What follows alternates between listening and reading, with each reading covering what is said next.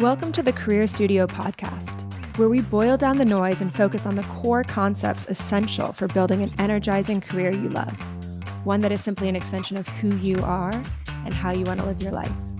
Anyone can do it. It's just a matter of knowing what to focus on. Hi, guys. It is snowing in New York, which is really nice, actually. I'm enjoying the excuse to hibernate at home, work on some personal projects, work on some projects for the Career Studio, and just rest and watch some good films. I just saw Poor Things actually in the theater, and that is incredible, really incredibly done. The writing, the directing, the shots, the costumes, the set design, everything was so impeccable. Emma Stone is so good. So if you want a great film, I really recommend seeing that. I'm recording this in the middle of January. And okay, I hope wherever you are that you are taking care of yourself and doing well. So what I wanted to talk to you about today is what to do if you get made redundant. I have been running a lot of consultations for my business. It's that time of year. I have a bunch of spots open. And so I've been talking to a lot of people over the past few weeks and at the end of last year too. And so inevitably, I have spoken to a bunch of people who have been made redundant because, as we know, the past year or so, there's been a whole slew of redundancies and they continue to happen. So it's a kind of a really common thing I'm coming across. And what I have heard through the consultations I've had is just where people are at and how people are navigating trying to find a job after being made redundant. And it's just really made it clear to me what are some of the slip ups and pitfalls that people can fall into, which means that they're using their time post redundancy ineffectively and kind of ending up in a spot that they don't want to be in. So I thought I'd come on and do an episode about how to really be efficient and effective in using your time and exploring what comes next if and when you get made redundant. Okay, so that you can avoid some of the mistakes I am seeing. So yeah, if you have been made redundant, if you're in between jobs, if redundancy is maybe a potential on the horizon for your business, or if you're just generally thinking about switching up your career in some capacity, this podcast is for you. I'm obviously talking about redundancy, but all of this stuff is common themes around taking that next step in your career and designing that in a way that's authentic and energizing. So I am going to dive into the typical mistakes I see people making, and then I will lay out how you should do it instead, and that'll be the episode. Okay, so diving right in. The first mistake that I see people make is going straight to applications. Okay, and it's very normal. Actually, let me pause that and say a lot of people, when you get made redundant, the first thing is actually to take some time to rest. And I always recommend that. I see a lot of people, they're like, I took the first month to rest, or I took the first few weeks to rest. I really recommend doing that to just reset and connect to yourself. So it's always a good idea to spend a few weeks resting. But then don't go straight to applications. Don't, as like when you start to do this work, the first port of call should not be applications, okay? Unless you know exactly what you want to do next and how you're positioned and that you have the right experience and you know the people that you want to talk to who can help you and you have your list of kind of targets. Okay, then you're in a position to really start applying or creating opportunities for yourself. But for the most part, I find that people do not have this level of clarity. Getting made redundant often prompts, what am I doing with my career? Am I on the right path? Do I want to adjust things? More often than not, I meet people who are, thinking through stuff in a broader way. So when you go straight to applications, you're going like 12 steps ahead of in the process. There's a whole host of reflection and actions that you need to take in order to really be as strong and as sharp as possible for interviewing with companies that you might want to work at. Okay. So, often what I'll see is people are kind of parallel tracking a few different ideas at the same time, which is in general it's a heavy lift, right? You have different positioning, you have different CVs. It's like three different jobs instead of one job. And it's better to really take your time and figure out what is that direction? How am I positioned? Do I have the right experience? Like, what do I need to do to get the right experience? Who are the right people to talk to? What are the relationships I want to build? What are some ideas I have of how I can create impact? All of that is really important for you to be super, super clear on before you start an interview process, before you start applying to roles. Okay, so if you do not have the level of clarity I just laid out, do not start with applications. It can be very tempting because it feels like we're making progress, feels like, it's very much in our control to review LinkedIn and submit a bunch of applications. But ultimately, it's really ineffective and inefficient. So don't start with applications. The second mistake I see people making is not talking to people or not having enough conversations. And this kind of shows up in two ways. Either people are not using their network at all, they're not having any applications. They're just applying to stuff blind on LinkedIn, which not only are you not ready for that, it's an extremely inefficient use of your time because only 2% of applications to jobs posted online are read by human eyes. Okay. Most jobs are filled through referrals. You want to have contacts at the places you're interested in working so that you can get referrals. I mean, there's lots of other ways to create jobs, and this is by far not the only way. But if you're not talking to people at all, that's a huge, huge miss. And at the very least, you should be having a referral. But the second mistake I see here is kind of, people know they need a referral. People know that that's good. But actually, like just using your network to get referrals is not an efficient use of your network. It's a very transactional approach to the relationships in your life, just to reach out to someone that maybe you haven't talked to in ages or that you don't know at all and ask them if they can refer you to something. It's just very transactional, and you miss out on an opportunity to really build a relationship, to gain a whole host of information that would help you with your application, and to perhaps create a mentor or a champion in your life that you can continue to work with and get support from. So, yes, if you are not talking to people and if you're only talking to people to ask for referrals, then you are not using your network efficiently. Okay. And I'm going to talk about how to fix all of this in a second. So, the third mistake I see people make is rushing. Really putting pressure on themselves, really putting a strong sense of urgency on themselves to figure out the next thing and get the job as quickly as possible. Sometimes this comes from financial pressure.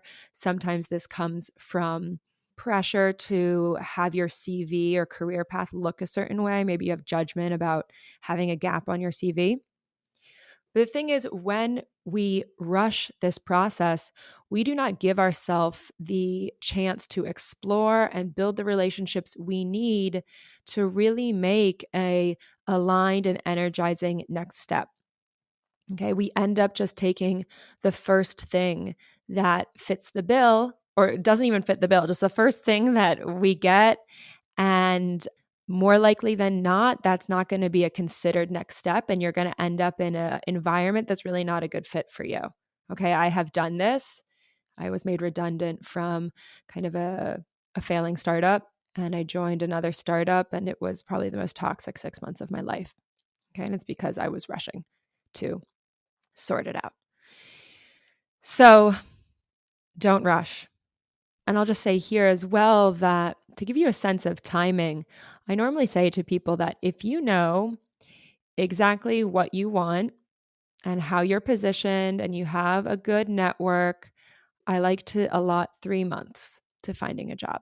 But if you're not exactly sure what you want, if you have some work to do on figuring out how to position yourself, if you're not sure how to create opportunities instead of just applying to opportunities, all of this is going to take you longer than 3 months. So giving you that time horizon so that you can have a sense of how much you really need to allot for yourself. With my clients, I work with them for 5 months, and that allows us to have some time to really explore, figure out what direction they're going to before we start to really hone in on where they're going and pitching themselves for opportunities and creating those opportunities for themselves.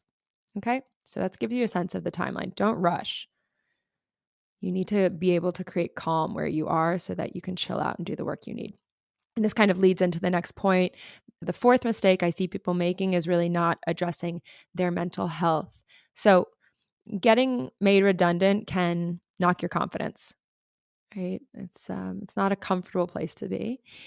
And if you're feeling low, if you're feeling insecure, either about the fact that you got made redundant or your ability to find a new job, or you're feeling uncertain about some of the ideas that you have, if you don't get the support for your mental health, it's going to impact how you approach the process. Okay, it's going to impact how you're managing the process, right? It's going to impact how you're presenting yourself. It's going to impact what you even explore. So, making sure that your mental health is really supporting you to do this work is essential. I mean, for me and my business, if for regular listeners to this podcast, they know that mindset is a fundamental pillar of my business, right? It's one of the 4 pillars of creating an energizing career that you love. That's because you can't do the tactical work without doing the mental and emotional work. Okay, so really you have to get that support alongside the tactical. Otherwise, you're just going to keep repeating the uninvestigated, unhelpful patterns that are going on in your brain. And we all have them. We all have limiting beliefs. We all have unhelpful patterns that, get us into trouble or don't help us do exactly what we want. So if you're not getting your mental health support, you're going to end up recreating that and not performing at your best. Okay. And then the last big mistake I see is not getting support. So I can't even tell you how many people I have talked to over the past few weeks who are meeting me maybe 6, 7, 8 months after getting made redundant. And they spent that time trying to do stuff themselves. And I get that, because we have this culture of assuming that we should just know how to do this. This isn't taught in school. So for some reason, people just assume that everyone should know how to do it. But that's not true. If you don't feel confident about what you're doing, if you're not sure where you're going, you need support to do this time efficiently. Right? Remember, right after you get redundant, you probably have a redundancy package and you have cash to invest in yourself.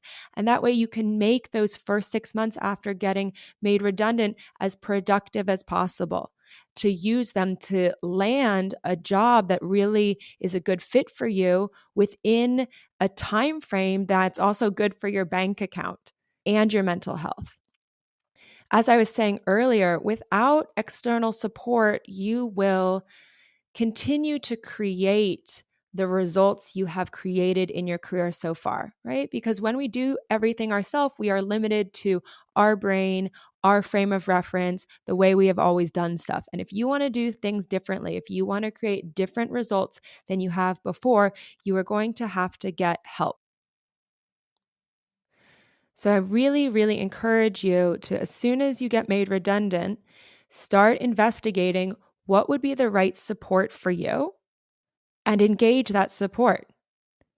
Getting support for yourself is how you accelerate change.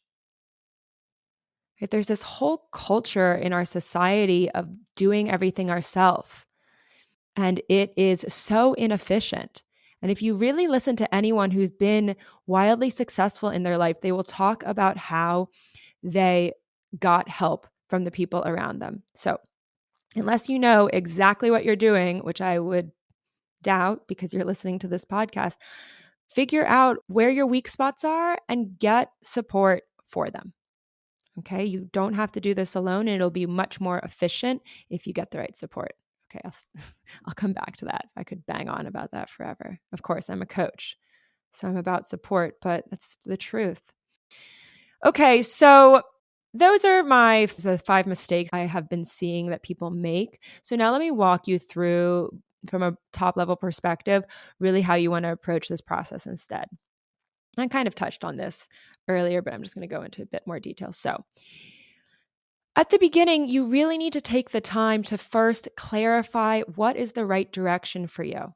What is a really good fit for who you are and how you add value and what your priorities are. Okay, take the time to think that through and narrow down a precise direction of role, industry, target companies, right kind of culture, and get clear on how you are positioned for all of that stuff, right? And get clear on how you should talk about yourself, right? With my clients, we have a whole in-depth process for how to do this. We run through your strengths, your interests, your priorities. We put it all together in your North Star that allows you to generate a whole host of hypotheses about what would be a good fit for you, so that you have structure in the way that you are exploring what comes next. All of that work gives you language to talk about yourself, so you know when you're networking what you need to be asking, what you need to be highlighting in interviews, what you need to be asking interviewers about their company. Remember, you're interviewing them just as much as they are interviewing you. Okay, so you really need to first be super clear on your direction and how you're positioned. Okay. And two, in order to do that, you are have to going to do a lot.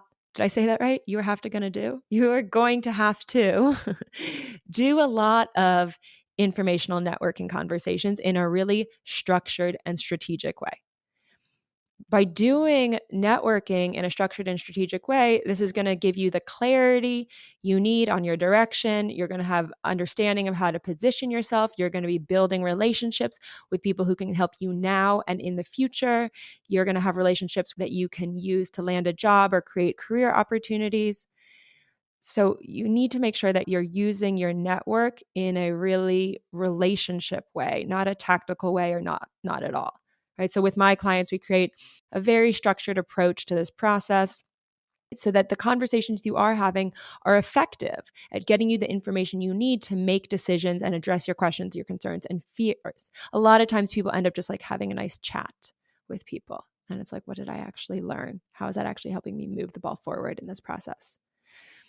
I had a client, she was working and she'd probably been looking for a job for about a year, really with no success. And, she'd gone straight to kind of interviewing. And what we realized, I had her obviously do the whole process in a structured way. And when she started having conversations, she realized that her current job and the skills that she had or has been building was much more valuable than she'd realized. And actually, what she had been doing in the year before I started working with her was like downplaying her current job and talking about experience that she'd had maybe like a decade ago because she was most proud of that. And she wasn't proud of her current experience, but because she was just stuck in her own head with her own judgments. And she hadn't been asking the right questions of her network to really understand how she was positioned, the roles that were interesting to her, and how her current experience set her up for that. And so by having really structured and strategic conversations, she was able to see, oh, wait, I have all this amazing experience that's super relevant that people really value. And that came from having the right conversations. I hope I told that in a clear way, but I wanted to mention her. So the next thing that you want to make sure that you're doing is, instead of just applying to jobs online, you want to be creating opportunities to pitch businesses on how you can help them. Just waiting for applications to appear, it's fine. It doesn't mean you shouldn't do that, and you should be building relationships with companies you think are interesting, and if then they have a job description that comes open, then you can apply. But it's a very passive approach to your career. And it makes you feel like you just have to take what's available. But if you learn how to approach businesses that you are interested in, and you learn how to pitch to them what you think they need and why you are well positioned to do that, you start to create opportunities for yourself, right? And even if that doesn't convert immediately, they're more likely to think about you as they're developing their business. Okay. But this is really how many of my clients create opportunities for themselves, is by pitching stuff instead of passively waiting. Okay, and this obviously requires you to understand who you are, what you want, how you're positioned, how you can help, who you want to target. And it requires you to build genuine relationships with people who are in your space so that you can have kind of nerdy, geeky conversations about the work stuff that you guys are both interested in, and then turn that into a proposal so they can really see how you think and see where there could be an opportunity. Okay. And so this puts you on the front foot and makes you feel a lot more in control of your destiny rather than on the back foot waiting for someone to present something that might work for you. So the fourth thing, as I said earlier, you really want to address your mental health. Okay. You want to create a calm and grounded energy with the process so that you don't, as I said, rush and grab the first thing that is available. Work on your belief in yourself, your belief in your previous experience. Talk to people so you understand how you're positioned. Rest, take care of your body. All of this will help your mental health. You want to make sure that you are feeling energized, you're feeling focused, you're feeling motivated, you believe in yourself, you're feeling proud of your career experience and what you have to offer, you're feeling curious. You want to actively create those emotions. And if you're not feeling those emotions on a daily basis as part of this process, then you're not going to be showing up as the best version of yourself. So you want to be focused on things that create the emotions that are going to support you to take the actions you need to take. Okay, that's a big part of my work with my clients. Cultivating beliefs that create focus, self-confidence, self-worth, motivation, energy, curiosity. These are really lovely emotions that'll really support you in the process. So think about ways that you can create them for yourself. And lastly, just get the fucking support. As I said, I'm going to talk about this again, but there's so many structures available. Okay. Choose the one that's right for you, but make sure that you are getting the right help for you from the beginning. Okay. Investing in yourself with a program that's right for you is how you accelerate change. Okay. Don't assume that you can do it alone. And remember, you can always make up spent money, but you can't make up spent time, right? Time is our most valuable resource. So, yes, sometimes it feels uncomfortable to invest in yourself, but think about the flip side. If you don't invest in yourself and then 6 months later, you're no closer or you still haven't created the results that you want, then which one is more uncomfortable? Sometimes we get so focused on the discomfort of doing the new thing that we haven't done before that we forget about the discomfort of where we are. As I said, I've seen so many people come through who wish they had spent the money on themselves immediately when they had the redundancy package so that they could, by this time, be making money instead of having spent their money and not have a lot to show for it because they've just been limited to their own frame of reference and the way that they have been operating. With that, hopefully this has laid out some key things to focus on. And if you're listening to this, it's likely because you're considering what comes next. Maybe you've been made redundant. You might feel lost in some capacity. You need some support of some kind. And if what I explained and how I'm talking feels like the kind of support that you might want, right, then schedule a consultation. Okay. Really focusing on this. My program is 5 months. This is what I work on with all of my clients. And at the end of that, they are clear on where they're going and they're in momentum to making it happen. They've created multiple opportunities for themselves to pitch and sell themselves in a way that feels that they're really proud of. Okay. And knowing that, then you have a map. I had a former client reach out to me recently who got made redundant. And she'd worked with me a couple of years ago. And she said, Anne, I'm so grateful for our work because even though I've been made redundant, I feel really calm. I know exactly what I need to do. I have the playbook from our work together. And so I'm just going out and doing that. Her nervous system is rested and she can really focus on figuring out what's right for her next. Okay. But as I said, once you connect to yourself and know how to navigate this process, both tactically, mentally, and emotionally, you have the tools and you will always have those tools. And that will allow you to move from strength to strength as efficiently as possible in your career. So, but whether it's with me or someone else, get yourself some help. Okay. Review what I've laid out in this episode, see where you stack up, and use that to figure out what kind of support would be useful for you. Okay. No one teaches us this stuff in school, so don't expect that you're going to know how to do this. Really, I find almost no one knows how to do what I've laid out. Okay. Even those people that you look at in your life and think that they have it all figured out, I promise you, oftentimes those people are my clients. Okay. People who move from strength to strength in their career are doing the things I've laid out above. Okay. And I guarantee that almost in every case, they've had someone teach them how to do that.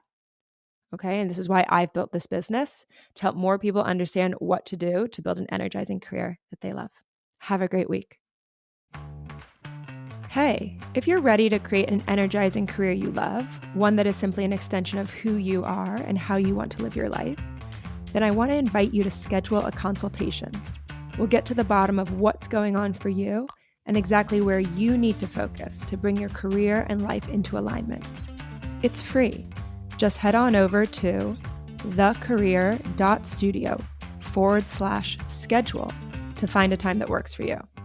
Or if you're enjoying and getting value from these episodes, I'd love you to leave a short review on whatever podcast app you use. This helps other people like you find and get value from the podcast too.